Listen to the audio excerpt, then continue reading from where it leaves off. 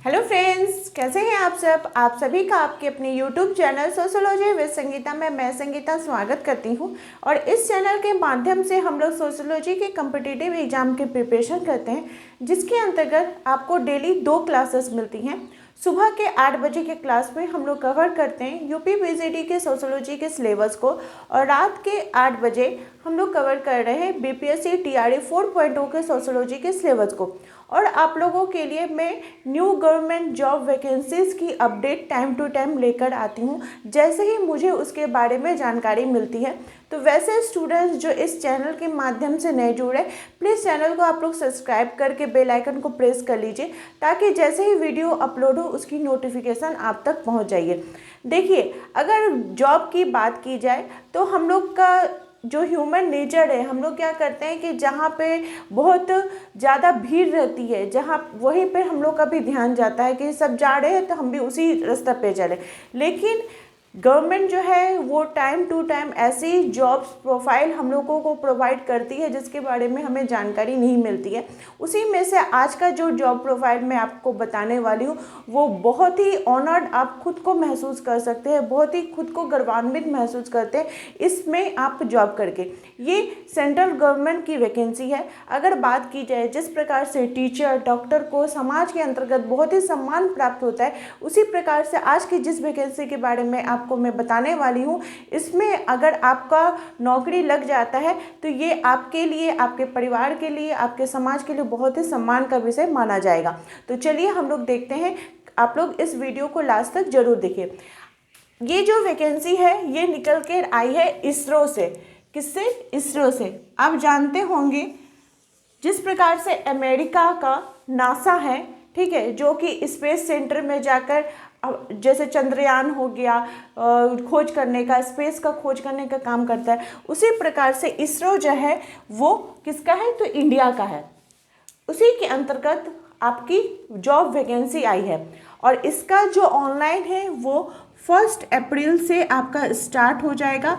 Last date इसकी 15 अप्रैल है।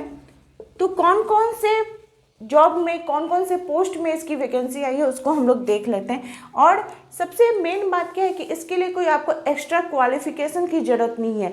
Minimum जो आपको क्वालिफिकेशन मांगा गया है वो 10th पास मांगा गया है। 2 प्रकार के आपको पोस्ट यहाँ पे देखने को मिलेंगे। एक पोस्ट के लिए आपको 10th पास मांगा गया है और एक के लिए आपको ग्रेजुएशन मांगा गया है। तो चलिए हम लोग देखते हैं। तो अगर आप फायरमैन के लिए अप्लाई करना चाहते हैं, एक पोस्ट किस पर आई हुई है? तो फायरमैन पर आई हो, जिसके लिए मिनिमम जो क्वालिफिकेशन है वो मांगा गया 10th पास।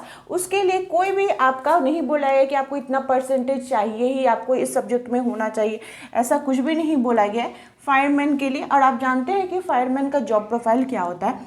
नेक्स्ट जो आपका पोस्ट है वो है राजभाषा असिस्टेंट, राजभाषा के अंतर्गत। इसके अंतर्गत कोई भी स्टूडेंट, चाहे वो मेल हो फीमेल हो, जिनका भी ग्रेजुएट हो और वो अगर 60% मार्क्स से ग्रेजुएशन किए हुए हैं, तो वो इस असिस्टेंट राजभाषा के लिए वो भर सकते हैं। इसमें आपका जो क्वालिफिकेशन है वो ग्रेजुएशन के साथ साथ आपको हिंदी टाइपिंग का नॉलेज चाहिए। अब यहाँ पे एक चीज़ मैं बताना चाहती हूँ कि हिंदी टाइपिंग का नॉलेज देखकर आप लोग डरिएगा नहीं, क्योंकि हिंदी टाइपिंग में भी आपको बहुत ही इंग्लिश का नहीं मांगा है, बहुत ही मिनिमम दिया गया है 25 वर्ड पर मिनट का। और जैसे अप्रैल में आपका ये ऑनलाइन स्टार्ट हो जाएगा, 15 अप्रैल इसका लास्ट डेट है। ऑनलाइन का जो लिंक है वो आपको अभी दिया नहीं गया, अभी सिर्फ शॉर्ट नोटिस इसका निकाला गया है। तो जैसे ही ऑनलाइन का लिंक आता है मैं वीडियो के माध्यम से आप लोगों को बता दूंगी। और तब तक, कब तक एग्ज़ाम होगा, अगर 1-2 महीना का तो टाइम लेगा ही, तब तक आप आराम से हिंदी टाइपिंग कर सकते हैं। अगर सैलरी की बात की जाए तो जो आपका असिस्टेंट राजभाषा है उसका जो बेसिक सैलरी है वो 25,500 का है। और अगर इसका जो टीए जो अलाउंस है उस सबको ऐड किया जाए तो आपको कम से कम 52 से 55,000 आपको पर मंथ का सैलरी मिलने वाला है, ठीक है। सेंट्रल गवर्नमेंट जॉब वैकेंसी है। और अगर फायरमैन की बात की जाए तो फायरमैन के लिए जो आपका बेसिक पेमेंट है वो है 19,900 का। इसका भी आपका TAD और एक्स्ट्रा अलाउंस जो भी है वो मिलकर आपको 45,000 प्लस ही आपका सैलरी देखने को मिलेगा। तो आप देख सकते हैं कि आपका सैलरी भी जो है वो अच्छा खासा आपको मिलने वाला है। एज लिमिट की अगर बात की जाए तो मिनिमम जो ईयर है वो 18 ईयर्स है और मैक्सिमम जो है वो 25-28 है। कैटेगरी वाइज है ST SC ये सब का है।